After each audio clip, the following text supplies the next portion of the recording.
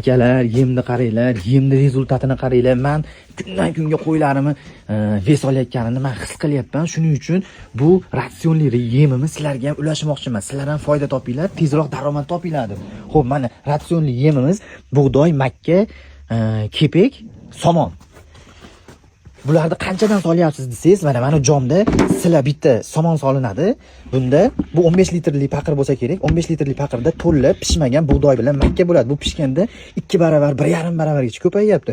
Bunda esa bir 10 litrlik bo'lsa kerak. 10 litrlikda ikkita silla kepek solinadi. Keyin bitta jomga solaman, hammasini bitta aralashtirib yuboraman.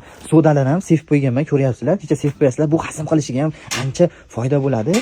Hazm jarayoni yaxshi bo'lsa, qo'y yaxshi yeydi, qonni og'rimaydi, ishtahasi zo'r bo'ladi. Somon bilan soda ishtahasini yaxshilar ekan. Aziz yurtdoshlar, sizlarga shuni aytib qo'yay. Shu yemni beringlar, qaranglar qana pishgan. Buni bug'da nima desam, suvda pishirganman.